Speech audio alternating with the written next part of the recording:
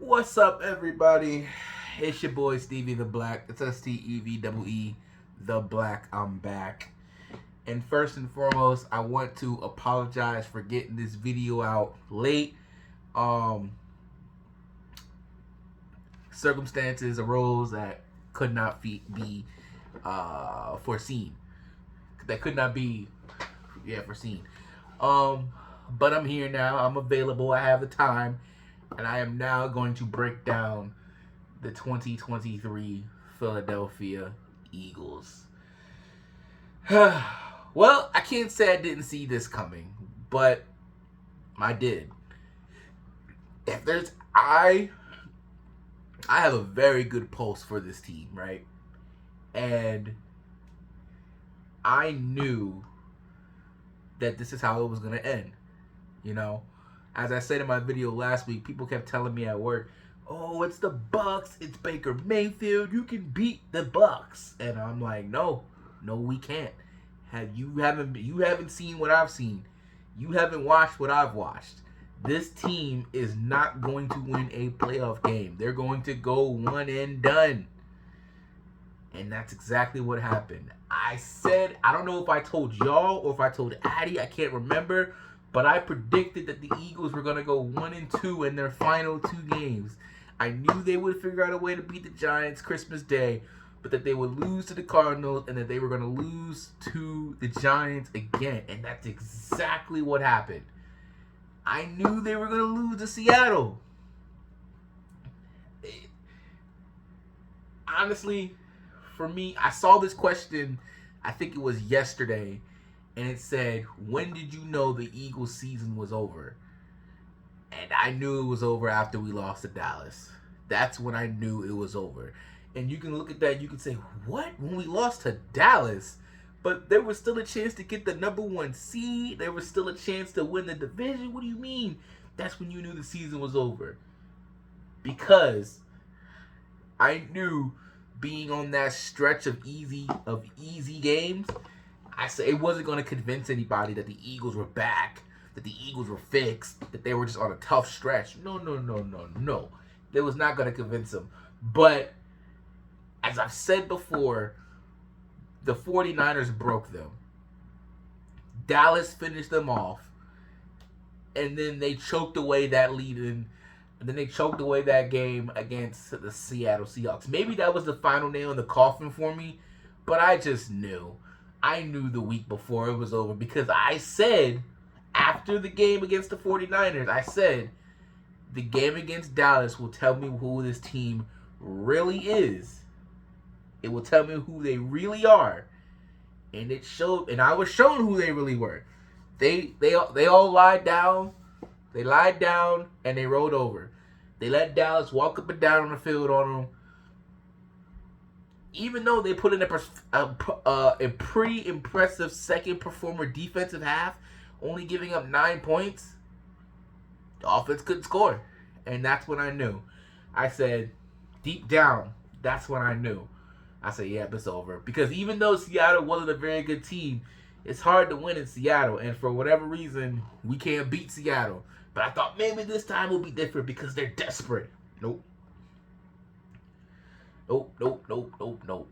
And then everyone still said, "Oh, well, if the Eagles can win their last 3 games, they got the easiest remaining schedule. They can win the division." I said, yeah, that's true. They could win the division. They won't. And that's what happened. They lost to New York. Still wasn't impressive. They lost to the Cardinals. Still wasn't impressive. Like, oh, man. I saw this coming, man. I really, truly did. So let's just go over the game against the Bucks really, really quick.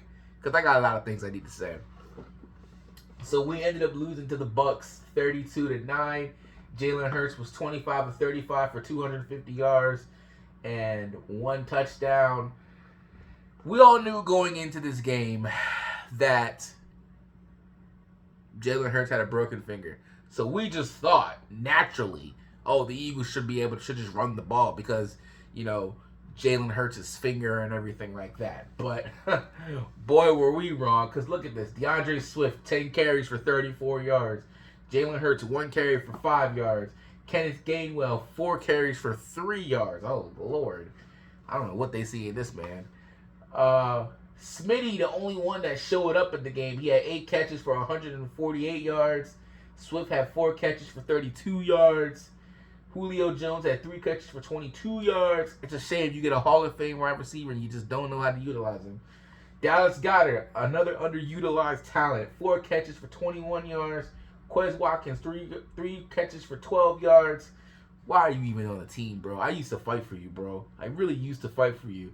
And oh gosh, Kenneth Gainwell, 2 catches for 10 yards, and then Olamide Zaccheaus, 1 catch for 5 yards. He's another one that's very underutilized. Let's look at the Bucs. Baker Mayfield, 22 of 36 for 337 yards. Baker Mayfield is a middle-of-the-pack quarterback. He is. And we lost to him. Now, granted, he's got, amazing weapons. Mike Evans only had 3 for 48. He didn't do much. Chris Godwin only had 4 for 45. Didn't do much.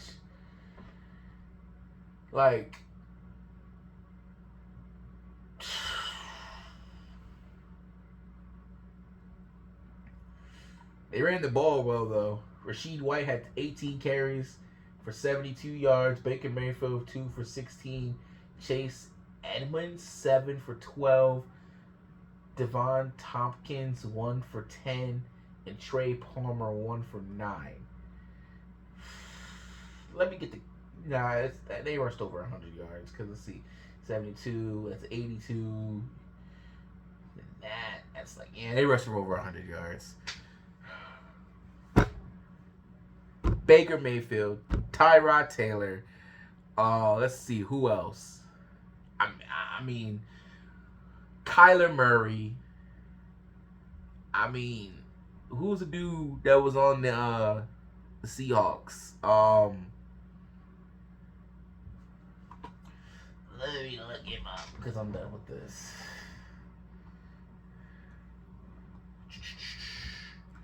Give me a sec.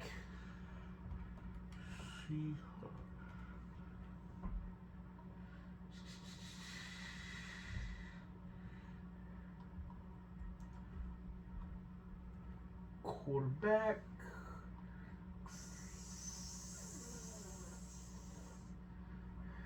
Oh, just give me 2023.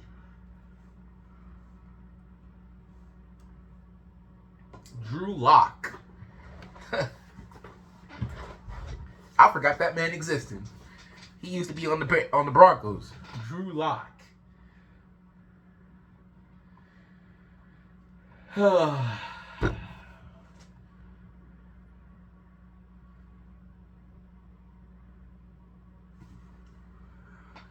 Defense.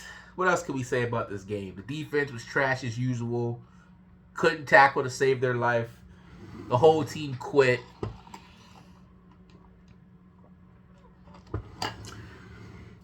I knew this was gonna happen. I knew it. Some guys showed up. Like I said, Devontae Smith showed up. The D-line showed up. Too little, too late. They held on for as long as they could.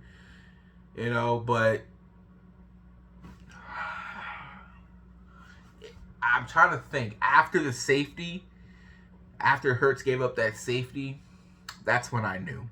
The game was over. And then the very next play, the Bucs scored a touchdown. And that's when I turned the TV off and turned on Monday Night Raw. I said, yep, that's it. Game's over. So, I think we still had another quarter to go, I think. So, but anyway, so that's how the 2023 season ended. It ended with Jason Kelce crying on the sideline, which what we thought, I said, oh man, this is how we're going to end this man's season with the Eagles. How we going to end his career with him crying. And then the announcement did come from Adam Schefter that he was retiring.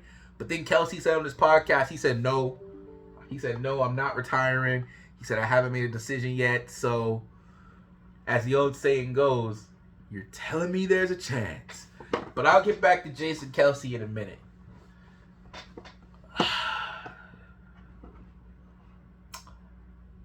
So, the $1 million question. Who is to blame?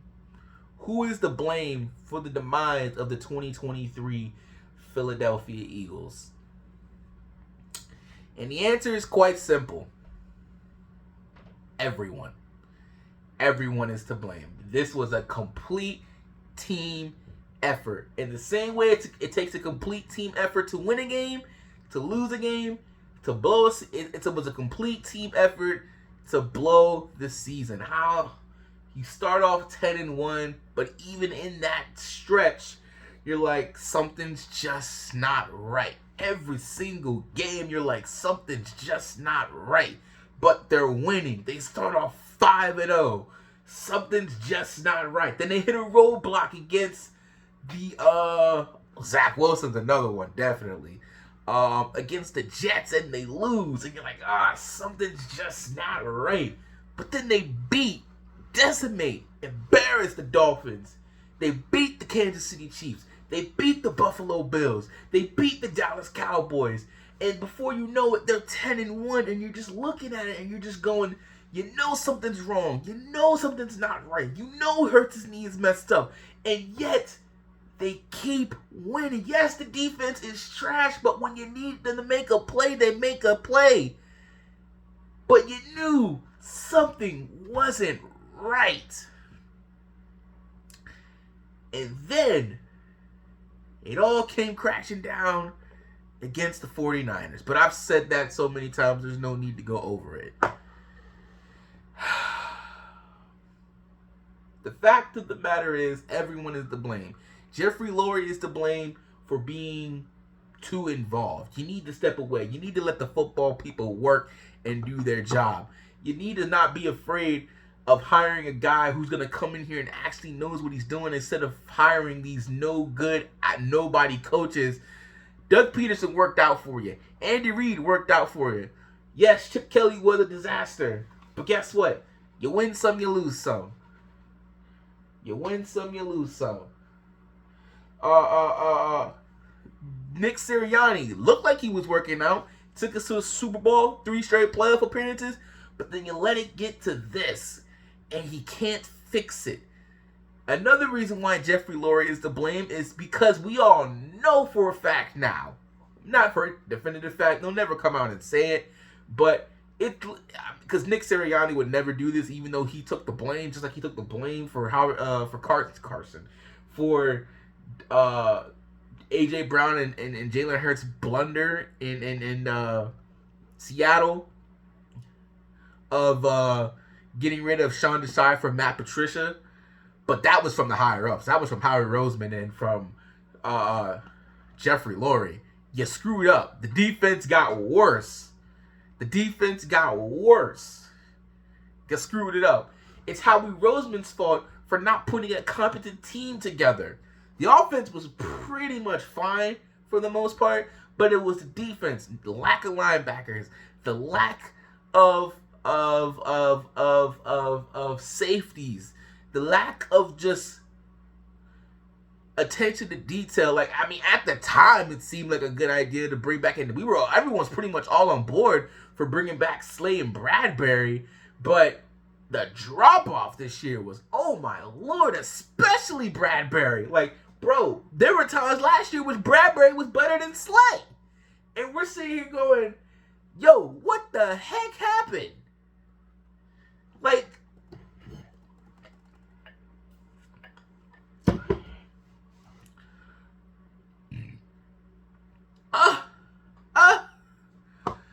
so Howie Roseman's to blame for that. They're to blame. Nick Sirianni's to blame for letting the defensive coach go. What's that man's name? It's not Deron Bland. That's the cornerback for the Cowboys. Oh, what's this man's name? Denard Wilson, I think it is. I don't know. He's on the Baltimore Ravens now, the coach for the Baltimore Ravens. and their secondary is amazing, right? But the players wanted him. The players told Coach Sirianni, "Hey, we want this man," and he fired him anyway. And he's to blame. And then he couldn't fix the offense. And oh my gosh, Brian Johnson, bro. Like, okay, here's the thing, right? Teams are still calling Brian Johnson to hire him for their head coach, right?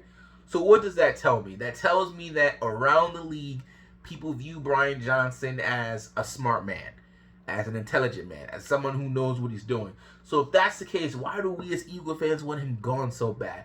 Well, that tells me that Nick Sirianni did something to the man. He can't game plan. He don't know how to strategize. He don't know what he's doing. And he contaminated Brian Johnson, but not contaminated enough that people aren't calling for head coaching jobs.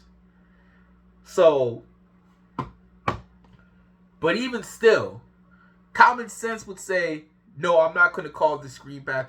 I'm not going to call this dumb play. I'm going to run the ball because my quarterback's finger is bruised right now. There's no need to throw it, what was it, 30, 40, 35 times a game. No. We're going to run the ball. When we were running the ball, it was effective. Matter of fact, earlier in the year, you ran the ball against them extremely well. I don't understand why you wouldn't do the same thing. I mean, it's just common sense, but I guess there's no common sense. Jalen Hurts is to blame because, as I've said multiple times, what did he say this year? I want to be a triple threat quarterback. Jalen, what do you mean? What's a triple threat quarterback? Arms, legs, the mind.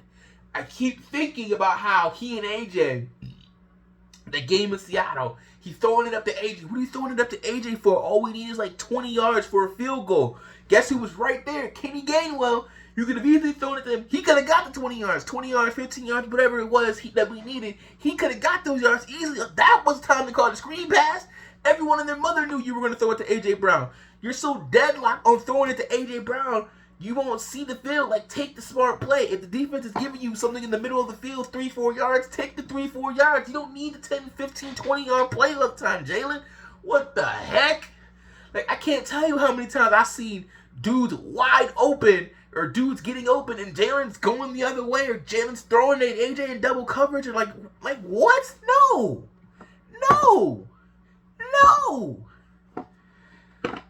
Who else is to blame? The offensive line is to blame. Why is the offensive line to blame? Because they were not good this year.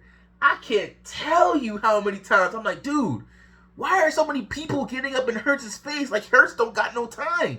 Like, none of them played good this year. And somehow they all got Pro Bowl votes and all pro. So, I mean, maybe individually, they were played good. But as a unit, they did not play good whatsoever. Who else is to blame? Quez Watkins. You just suck. You quit. You just suck. Like, I ain't got nothing else to say. Quez just sucks. Not having any reliable backups. That's another problem. But that falls on the coaches and Howie Roseman. Let's see. What else? The defense. Defensive line. Where were y'all at? No pressure. No sacks. Nothing. You didn't create any turnover. Well, the defensive line wouldn't do that. But still. Linebackers, trash. Safeties, trash. Slade Bradbury, trash. Avonte Maddox, always hurt. Like, everyone's to blame for the demise of the 2023 Philadelphia Eagles. It took a whole collective unit, but everyone is to blame. Everyone is to blame. And I've been on the fire Nick Sirianni train for like a good while now. And I said it. So here's the thing. And yet, I've been going back and forth. Because part of me is like, yeah, he did have a winning record 3 straight years. He did go to the playoffs 3 straight years. We were just in the Super Bowl last year. All those things are running through my mind. like of why we should keep Nick Sirianni. All the players seem to like him. But then I think about this epic collapse. Then I think about how this epic collapse and how he couldn't fix it and how all this happened under their watch and how nobody ever seemed prepared. And I'm just like, this guy clearly can't coach, which means he always is going to need good people around him, which means we're always going to be on the search for coordinators and different coaches because he can't do his job. And I'm just thinking, are there better options out there? There's Bill Belichick. There's Jim Harbaugh. And then there's the guy that I want, Mike Vrabel. Like, that's who I want to be the coach of the Philadelphia Eagles. Mike Vrabel. No, he never took the Tennessee Titans to the Super Bowl. But he took them to the AFC Championship game. He won a couple division titles. Like, he's a good coach. It's just Tennessee is trash. And he had Derrick Henry. And he had A.J. Brown. And those two have a close connection. So if he comes here, hopefully that means A.J. won't be having any more episodes on the sideline. Because you can get away with that with Nick Sirianni, but you can't get away with that with Mike Vrabel. At least from what I can tell. Plus, he'll be able to come here and he should be able to help fix this defense. Like, it's not really going to take much for the offense. Just run the ball. Run the ball, RPO, have an answer for the blitz. Be creative. It's really not that hard. It's the defense. It's the defense. It's the defense. Like, if they got Bill Belichick, I wouldn't mind. If they got Harbaugh, I wouldn't mind. But it's one of those three. Anybody else is unacceptable. Anybody else is unacceptable.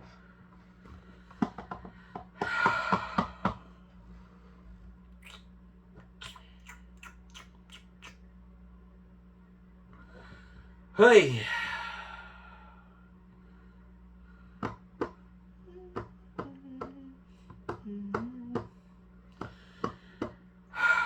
So, Nick Sirianni, as of right now, as of January 18th, 8:42 p.m., Nick Sirianni is still employed with the Philadelphia Eagles. I believe tomorrow, he and Jeffrey Lurie are supposed to have their exit meeting. He's supposed to come up with a plan to present to Lurie on how he plans on fixing the team. He and Howie Roseman have been going around looking at coaches, coming up with different strategies, and they're going to present it to Jeffrey Lurie, and they're going to see if they can come up with a plan to fix the season, to turn it around. Like I said, part of me is split because he's had success. We've went to the Super Bowl. We were this close. But there's another part of me that's just like, man, we saw who he really is. He needs help. We're going to have to go through this again. If we start off bad next season, bro, that's a sacrifice season. And I can't have that. I cannot have that.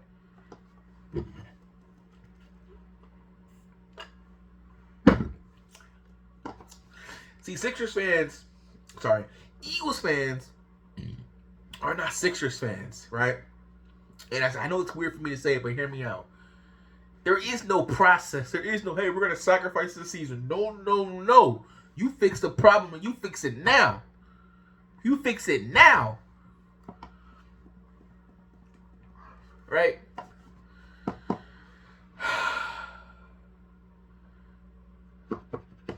Split, bro. I'm really, really split. My head is definitely saying fire Nick Sirianni. My heart is the one that's split, that's saying fire Nick Sirianni. Yeah, but no. See what happened? Yeah, but no. See what this? Yeah, but that? Yeah, but this? Yeah, but.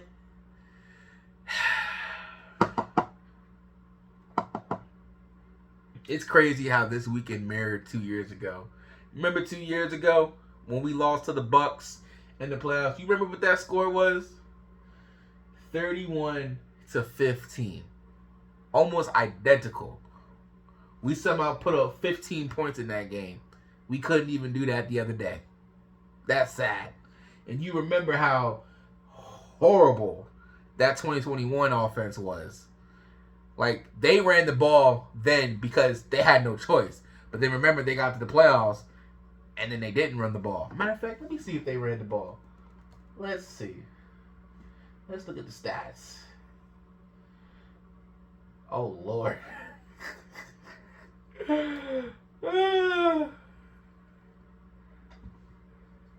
Jalen Hurts was 23 of 43 for 258 yards, 1 touchdown, 2 interceptions.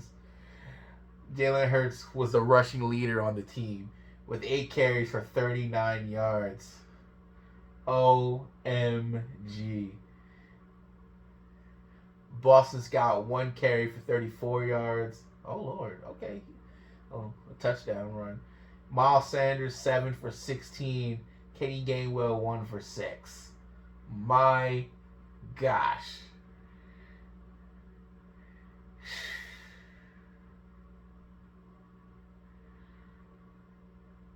Horrible.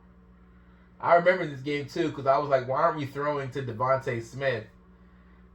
He had 4 catches for 60 yards. Watkins had 2 for 35. For some reason, we threw to Jordan Howard. He had 1 for 7. And remember Jalen Reagor? He had 1 for 2. Boston Scott had 1 for 1. Oh, Lord.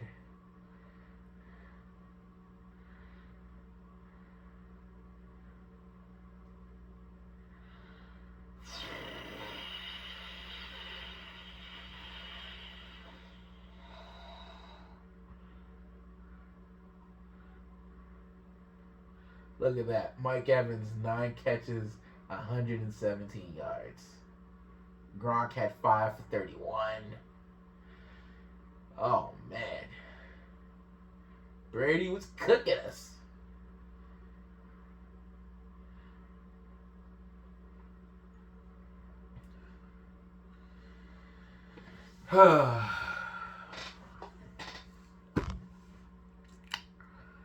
I think I'm about finished now. If you had to put a gun to me and force me to come up with an answer, I would say fire Nick Sirianni. And I know how it looks. 3 years, you're just in the Super Bowl last year.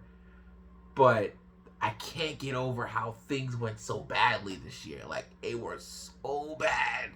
You can't even cover it up and say, oh, but they were turning 1 at one point. And then they went 1-6 in their final 7 games. But you even look back to the 10-1 start, you knew something just wasn't right, but they were winning, so you didn't really think about it too much. But even then, I was like, how long can they keep this up? And they can only keep it up for 11 games, which is why I knew everyone was sounding stupid when they were like, oh, they're just waiting for the playoffs. After they got their 10th win, they were just waiting for the playoffs. I was like, okay, that's dumb. Even Chad Ochocinco was like, oh, they're playing possum, bro. Just wait till they get to the playoffs. Just wait till they get to the playoffs. I said, okay, fine. Y'all really think that? Y'all really think that? Okay. When the division's still there, when the chance to be the number 1 seed was still there, oh, when the chance just to show people, hey, no, we still that team, we still that good. Look at us. Just to show off. Oh, no, they just waiting for the playoffs. Okay. Well, the playoffs were here. How'd you do? Exactly how I thought you would. 1 and done. You let playing possum, waiting for the playoffs. Okay.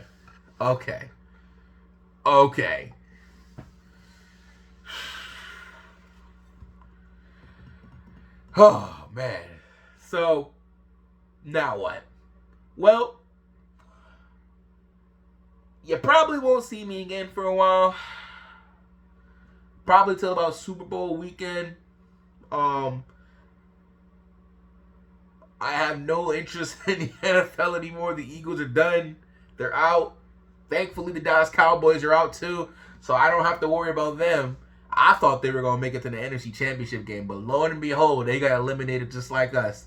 And I was going to come on here and I was going to make jokes and crack and make fun of them, but I was like, nah, we're suffering too. We suck. We're probably going to go 1 and done too. So I don't want to sound stupid. And Lord and behold, that's what happened. So even still, when the Cowboys lost, and Green Bay won, I'm looking, yo, so that means we go to Detroit. Or if the LA Rams win, they come into Philly.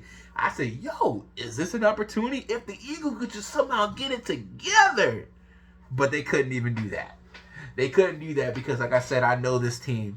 I have a pulse for this team. I know them. And I knew that would happen. So it didn't matter. It didn't matter.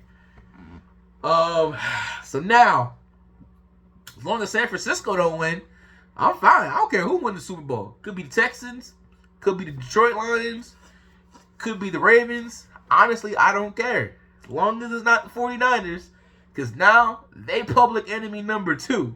Never will they be above the Dallas Cowboys, but they public enemy number 2. The players and the fans. Players and the fans. So, yeah. What's my Super Bowl record? I never did officially make a pick last year. But I am 8-1 in my Super Bowl predictions. I say 8-1 because even though I didn't make official pick last year, I guess I subconsciously picked the Chiefs to win because everyone was telling me, and it was true, the Eagles have the better team, the Eagles have the better team, the Eagles have the better team. But I kept thinking, I was so afraid of Patrick Mahomes, Travis Kelce, and Andy Reid. I was just so afraid. I was like, yeah, but they're over there. And it's funny because when we had to go up against the Patriots a couple years ago, I wasn't afraid of Bill Belichick. I wasn't afraid of Rob Gronkowski. I wasn't afraid of Tom Brady. I said, oh no, we finna go. We gonna win. We finna win. I said, without a doubt in my mind, we finna win this game. And we did. Now, it was closer than I would have liked. I got nervous at times, as we all did. But we won. This whole entire day, even Super Bowl Sunday, up until the game, bro, I'm shaking. My stomach's hurting. We got guests over the house. My mom prepared food. We got food upstairs. And hey, you ain't trying to eat? I said, nah, I can't eat right now, bro. I need to watch the game. I need to focus. I can't right now, bro. I'm too nervous. Patrick Mahomes gives me the bubble guts, bro. Eventually, I did eat. When Patrick Mahomes went down, bro, I thought, yo, this is it. This is it. This is it. But they put that man on some drugs in the back. They said, let's go.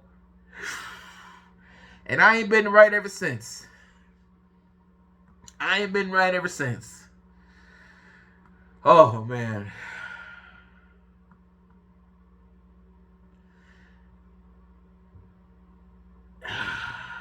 A couple more points. Jalen, a lot of people questioned your leadership this year. I have not lost faith in you. I still think you're a top 10 quarterback. You weren't this year, but I still think you're a top 10 quarterback. But I hope you learned some lessons this year. In the dark times, in the down times, the team needs you. We don't need stoic Jalen Hurts. It just doesn't work. We need you to evolve. No, you can't never ever stay the same. You must evolve. And as a leader, as a man, as a football player, you strive to be better. And I hope you learn from this and become a better leader. But most importantly, remember to have fun out there, Jalen, because I also noticed that pretty early. I said, Jalen's not celebrating when they score. Like, you remember last year whenever they would score, everyone was happy. He was doing celebrations. He was having fun. But this year it wasn't like that. And part of it probably is because we lost the Super Bowl. But Jalen, I'm a fan, so I ain't gotta let it go. I ain't never been the same since. But you gotta move on. You gotta accept that it happened. I know you're gonna put the blame on yourself, especially for the fumble part and everything like that. But you gotta move on, bro. You gotta take it off your screensaver and you gotta move on. Yeah, you gotta accept it. It happened. And grow from this, my friend. Grow. Jason Kelce. as I said earlier, he said that he did not make a decision yet, and then he's thinking about it, and then he will inform the team. I personally think it all depends on what happens with the team. I think whatever it is they plan on doing will determine whether or not Jason Kelce comes back. If they go with a new coach, does he want to learn a whole new scheme? But does he want to go through all that again? I don't know. Whoever they bring in, if they bring back Nick Sirianni and the coordinators, are the coordinators good enough? Is the offensive game plan good enough? All these things. I'm sure Jason doesn't want to go out that way, but I'm also sure he wants to spend time with his wife and kids. I'm sure he has other business ventures and other interests that he wants to do. So, I think it all depends on what the Eagles do in the offseason, what the game plan is, and based off of that. So I don't think we'll hear anything until after the draft, probably getting closer and closer to training camp, that we'll hear something from Jason Kelce. But he deserves that time away. He really truly does. So, and whatever he decides to do, I back him 100%. Because I watched that Jason Kelce documentary. And if you don't have Amazon Prime, you need to get it just to watch it. Then do that. But there were times where I was like, during that documentary, I was like, man, Jason Kelce, you've done enough, bro. Go be with your family. Go be with your wife. Go be with your kids. Go explore those other interests. Go do what you want to do. You paid your dues. The city of Philadelphia will always love you. First ballot Hall of Famer. Super Bowl champion. Now 6-time All-Pro. I think like an 8-time Pro Bowler. Go live your life, bro. I remember, I think she was talking about how there are days where he can barely move and everything like that. And I'm like, oh, it hurts, bro. I hate to see my mans looking like that. But I also know we can't do this without you. So it's like, you know? So it's difficult for me. But like I said, it all depends on what the coach does and what the team does that will determine, and what the game plan and what the plan is, if Jason Kelce comes back. Who knows what Fletcher Cox is going to do. Brandon Graham said he wants to come back on a farewell tour. I'm fine with that, honestly. Bradbury and Slay got to go. They got to go. I'm done with them. They got to go. Bye. See you.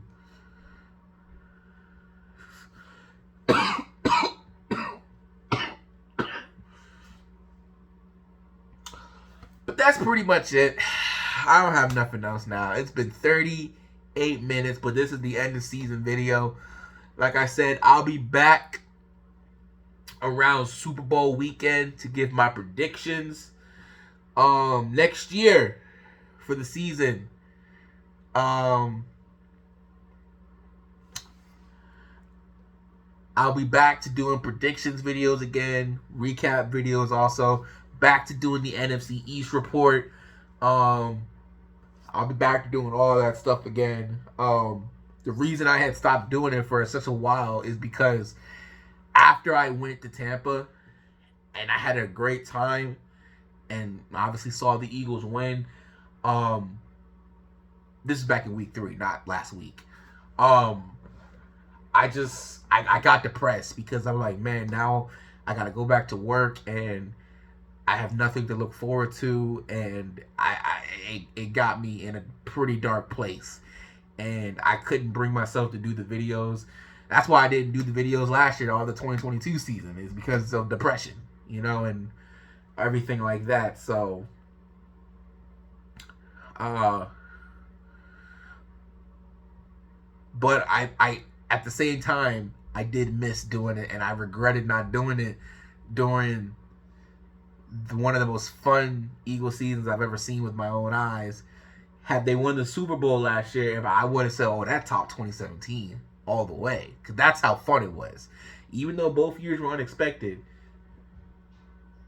them Like last year was so fun, bro. So fun. Unfortunately, that was not this year, but yeah, that's pretty much it. I don't got nothing else to say. That's my thoughts on the 2023 season. That's my thoughts on the playoff game. Let me know your thoughts down in the comment section down below. By the way, I want to put this out there. I have started a podcast. I'm excited about doing that.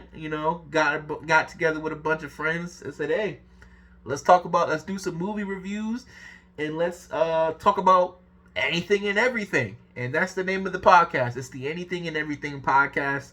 Where, like I said, we talk about different topics. We talk about different movies, reviews. We just started it last week. I'm very excited about it. We record on Fridays and Sundays. I've always wanted to do movie reviews, man. Like, I love going to the movies. I love the movie going experience.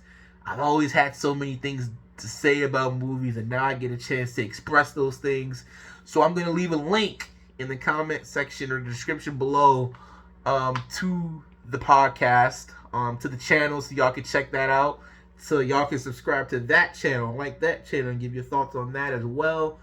I'm bringing back the wrestling reviews this year too, because, man, let me tell you something. WWE is hot right now.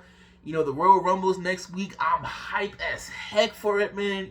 So many different people could win. CM Punk could win. Cody could win. Gunther could win. Oh, man. Who else could win? I don't know anybody else could win. I think it's just really those three. Oh, Drew McIntyre could win. Big E could come back and win. Brock Lesnar could win. God, Brock don't need to win again. But there's so many different things. Becky Lynch could win the Women's Royal Rumble. Or Bayley.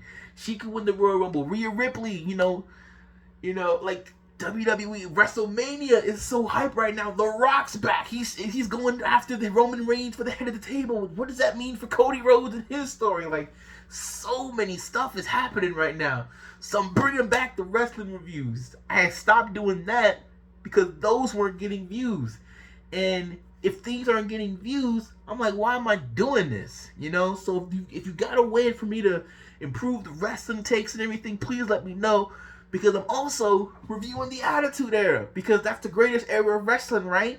And I was like barely born during it happened. And I pretty enjoyed pretty much what I've seen. Where am I at right now with that? I think I'm just past WrestleMania 15. Which, besides Rock and Austin, that show sucked. It really did. So I want to keep talking about those. Now that the seasons for the Eagles is over, I gotta focus on the Sixers. Are they finally gonna get past the conference semifinals? I don't know, but they're having a better season than I thought they would. So gotta keep an eye on them now, right? So many different things. Got the podcast going. So many different things. Oh man, just stay tuned. Just come back, subscribe, like the video. I'm coming. The content is coming. Just watch, spread the word. And that's pretty much it. And I'll catch you next time. And if you're not done with that, I've just got 3 words for you. Fly, Eagles, fly. Oh, man. It didn't end the way we wanted it to. But honestly, I'm kind of glad the season's over because I was getting sick of watching them anyway. So, till next time, peace out, guys.